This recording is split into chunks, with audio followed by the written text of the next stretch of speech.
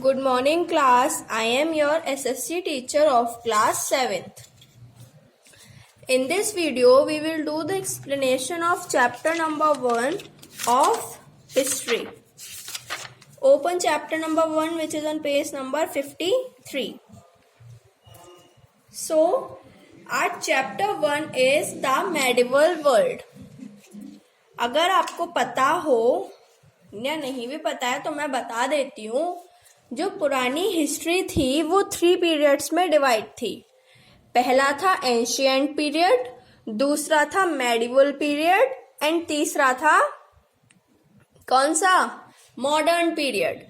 Ancient period आपने 6th में class में पढ़ा होगा, 7th क्लास में आप मेडिवल वर्ल्ड पढ़ेंगे और 8th क्लास में आप मॉडर्न पीरियड पढ़ेंगे. Okay, so let's start our medieval period. अभी थे क्या पीरियड्स में? Before going to learn further let's have a look at the 2 maps given below. कहीं और जाने से पहले हम इन दोनों मैप्स को देख लेते हैं.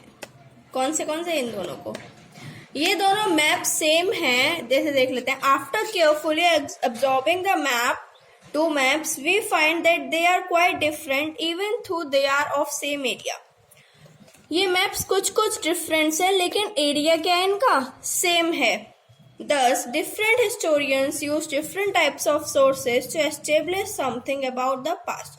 So, अलग-अलग historians अलग-अलग टाइप के सोर्सेज यूज करते थे अपने पास्ट को बताने के लिए. In this class, we are going to learn about the history of 1000 years, roughly 700 to 1750. अब हम इस क्लास का मतलब है हम इस चैप्टर में हम ये पढ़ेंगे पुराने 1000 साल पहले की हिस्ट्री, और जो कितना है कम से कम कहाँ से होगा? 700 to 1750. You will notice some continuity in the sources used by historians for the study of period. आपने काफी कुछ पढ़ा होगा और सोर्सेज भी देखे होंगे जो कि हिस्टोरियंस ने हिस्ट्री को बताने के लिए दिए हैं. The number and variety of textual records increased dramatically during this period. जो वेराइटीज वगैरह थी, नंबर्स, वेराइटीज और जो ये सब थे टेक्सचुअल रिकॉर्ड्स, मतलब कि पहले गवर्नमेंट में अभी के जैसा नहीं होता था. वहां पे रिकॉर्ड्स बनाए जाते थे कि ऐसे इस वक्त ये हो रहा है, कि ऐसे वहां ये हो रहा है. तो वही रिकॉर्ड्स काफी ड्रामेटिकली बढ़े. Through this period, later become more widely available. People used it to write holy texts, chronicles of rulers, letters and teachings of saints, petitions and judicial records, and the registers of accounts and taxes. जो people इसमें क्या लिखते थे? Textual records मैंने बताई थी ना आपको. क्या लिखते थे? होली टेक्स्ट लिखते थे, मतलब कौन सा क्या हो, कब क्या हो रहा है. क्रॉनिकल्स ऑफ रूलर, चेंज होते रहते थे रूलर्स, उनका रिकॉर्ड लिखते थे. लेटर्स लिखते थे, teaching of saint, petitions, judicial records, ये सब वो उसमें लिखते थे. Monasteries were collected by wealthy people, rulers, monasteries and temples. Monastery जो थी वो किससे कलेक्ट होती थी? वेल्दी लोग, जो अमीर लोग थे, और जो शासन करते थे वो रूलर्स, और टेम्पल्स में होती थी. ठीक है. They were placed in libraries and archives. उन्हें कहाँ रखा जाता था? लाइब्रेरीज में. आर्चीव्स मतलब किसी को कहीं सहेज कर, संभाल कर रखना. Their manuscript and documents provide a lot of detailed information to historians, but they are difficult to use. जब वहाँ की मैन्यूस्क्रिप्ट और डॉक्यूमेंट्स ने काफी इंफॉर्मेशन प्रोवाइड की, लेकिन वो क्या थी? कुछ थोड़ी डिफिकल्ट थी. डिफिकल्ट मतलब टफ थी उसे समझने में, तो वो उनको ज्यादा प्रॉफिट नहीं हुआ उससे. This is the temple of that time. Now come to next page number 54.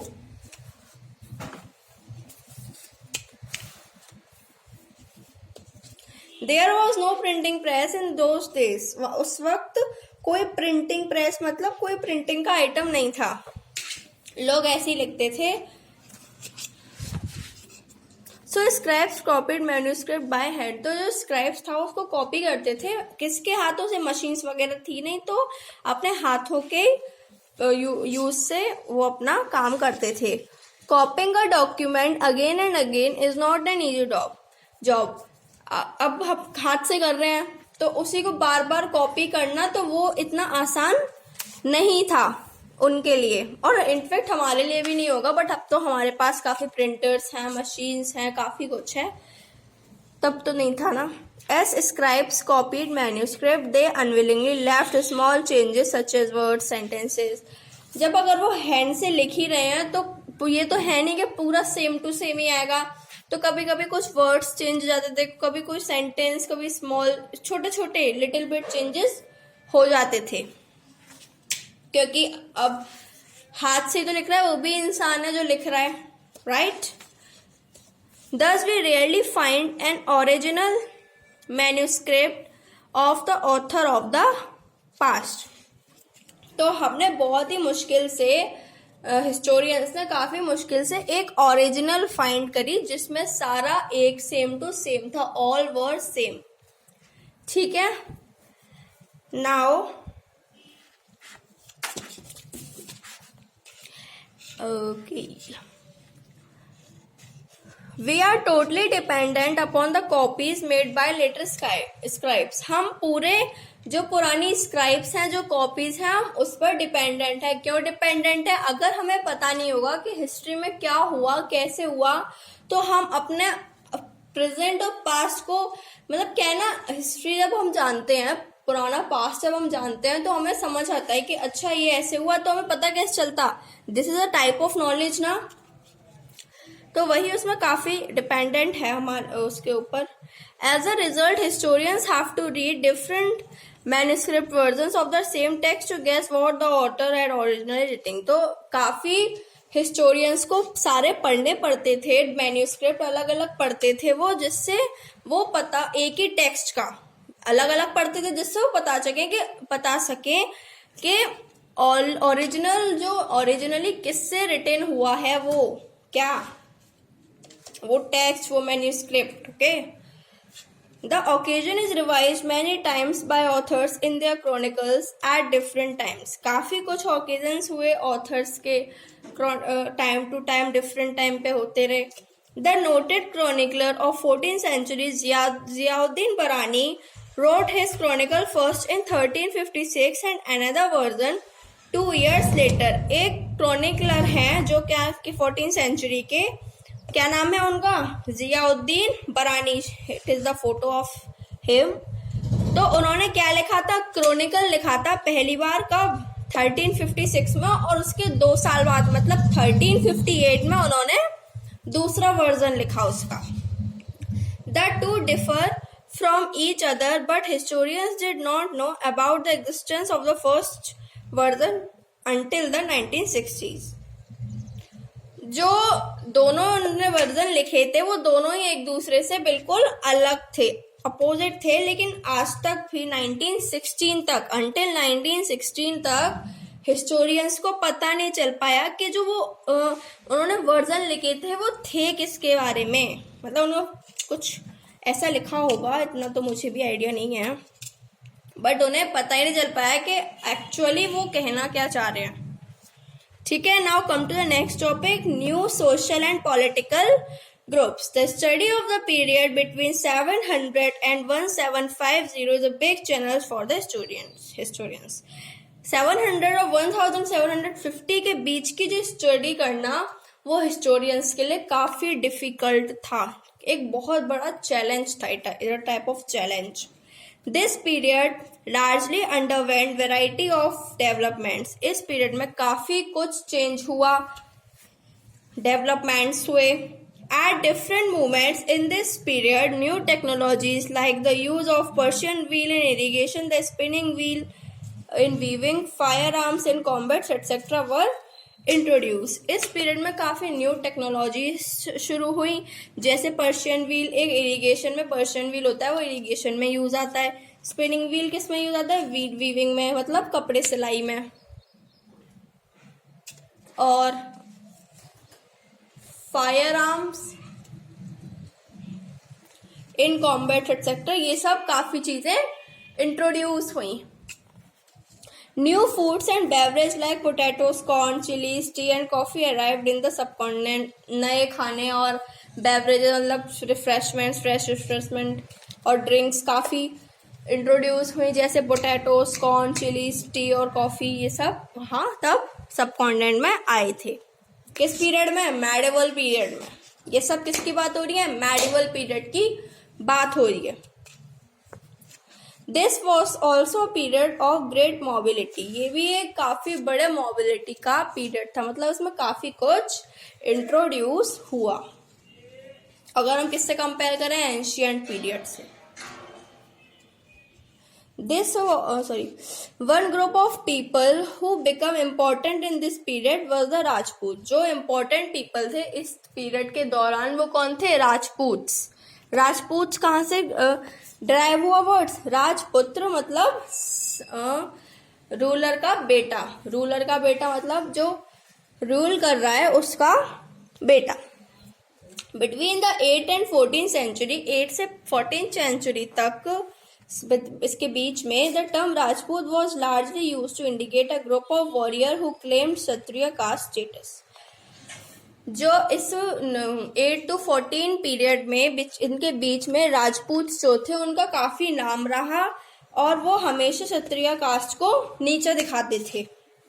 The term kshatriya included not only for rulers and chieftains but also soldiers, commander of army. Kshatriya जो टर्म है वो किसके लिए यूज हुआ है? यहाँ पे वो उसके उन रूलर शासनों के लिए और चीफटेन्स के अलावा वो किसके लिए यूज हुआ है? सोल्जर्स जो वो रक्षा करते थे और मतलब सैनिक, पहले तो सैनिक होते थे, और commanders of army. The chivalric code of conduct, extreme valor and a great sense of loyalty were the qualities attributed to people such as Marathas, Sikhs, Jats, Kayasthas also used the opportunities of the age to become politically important। उस वक्त जो सिविलरिक code था वो सब बहुत ही ज्यादा important हो गया और लोगों ने मराठास, सिख्स, जाट्स, कायस्थास, इनकी भी ये भी पॉलिटिकली इम्पोर्टेंट बनते गए। राजपूत, पहले तो राजपूत से, जैसे ये है राजपूत से, लेकिन फिर after some time Maratha, Sikhs, Jats और कायस्थास का भी अपना अपना इम्पोर्टेंस होती गई, इम्पोर्टेंट हो गए वो पॉलिटिकली मतलब in the government type. Throughout this period there was a gradual clearing of forest and the extension of agriculture। इस पीरियड के दौरान क्या हुआ? फॉरेस्ट को काटा गया और किसको बढ़ावा दिया गया? एग्रीकल्चर को। As change faster and more complete in some areas than in others। कभी कहीं जब बहुत ज्यादा एकदम हो गया, कभी धीरे धीरे, कहीं कहीं किसी एरियाज में धीरे धीरे हो गया। Changes in their habitual force many forest dwellers to migrate। Changes in their habitual force मतलब काफी फॉरेस्ट ड्वेलर्स जो थे उन्हें, क्योंकि अब ये चेंज हुआ है तो जो वहां रहते हैं, जो उनका कुछ हर्डर्स करते हैं, तो उनको माइग्रेट मतलब एक जगह से दूसरी जगह जाना पड़ा क्योंकि फॉरेस्ट क्लियर हो गए, सारे हो रहे थे। Others started tilling the land and become peasant. और कुछ लैंड में लैंड को लेने लग गए, जमींदार्स वगैरह बन गए, पीजेंट्स बन गए। पीजेंट्स मतलब जो छोटे मोटे काम करते हैं। अब क्या करें, काम तो करेंगे ही नहीं तो पैसे कहाँ से आएंगे। Their new peasant groups gradually began to be influenced by regional market, chieftains, priests, monasteries and temples। अब ये हुआ था तो काफी कुछ नया शुरू हुआ और कुछ लोग रीजनल मार्केट में काम करने लग गए, कुछ लोग चीफटेन्स बन गए, कुछ प्रीस्ट बन गए, कुछ मोनास्ट्रीज और कुछ टेम्पल्स में काम करने लग गए। They become part of large complex societies and were required to pay taxes and offer goods and services to local lords। तो वो काफी बड़े part of large complex societies, बहुत बड़ी बड़ी, अब इतने जगह नौकरी की उन्होंने तो वो काफी बड़ी बड़ी सोसाइटीज के एक पार्ट बन गए और क्या क्या करने लग गए, टैक्सेस को पे करने लग गए। हम भी टैक्सेस पे करते हैं और लोगों को ऑफर्स और गुड्स सर्विसेज शुरू हो गई। As society become more differentiated, अब सोसाइटी काफी अलग बन गई है। कैसे कंपेयर करें हम पहले से, तो people were grouped into jatis और subcaste and ranked on the basis of their backgrounds and their occupation. अब एक ही सब में, तो इसीलिए लोगों ने क्या शुरू कर दिया, जातीज वगैरह, सबकास्ट, और कभी कभी उनके बैकग्राउंड्स को, जैसे उनका किसके बेसिस पर, on the basis of there occupations, कि वो क्या काम करते हैं, कि ये छोटी ये जात है, ये बड़ी जात है। जैसे अब हमारे यहाँ भी होता है कि ये भंगी है, ये चम्हार है, नहीं ये तो पंडित है, ऐसे करते हैं ना। तो वही सब उस वक्त ये शुरू हो गया, क्योंकि सोसाइटी काफी पढ़ी लिखी बन गई थी, एजुकेटेड हो गई थी, अब बिल्कुल ही अलग हो गई थी। तो ये सब ये सब हुआ। जातीज frame their own rules and regulations to manage the conduct of their members। जातीज जो थी उन्होंने खुद अपने रूल्स और रेगुलेशंस बनाए, जिससे जो पीपल, जो लोग उसकी जातीज में आ रहे हैं, मतलब सब अलग अलग जातीज ने, तो वो उसको मैनेज कर पाए, मतलब यूज कर पाए। Together they were only one small unit of a state. तो अब ये सिर्फ एक ही यूनिट थी उस स्टेट की, ठीक है। Now come to next topic which is region and empire. From there we will, थोड़ा सा चैप्टर बढ़ा है, इसके बाद से हम पार्ट बी में शुरू करेंगे। ये आपका पार्ट ए था, बिकॉज वीडियो काफी बड़ी हो गई है, तो हम इसका जो रेस्ट पार्ट है वो आपको मैं अभी पार्ट बी में समझाऊंगी। ओके, तो आपको सेम डे पढ़ना होगा दोनों पार्ट्स, ठीक है। तो आपको ये चैप्टर अच्छे से रीड करना है और सेकंड पार्ट में आपको ये सारा रिमेनिंग पार्ट पढ़ा दूंगी। Okay class, thank you and have a nice day, good bye.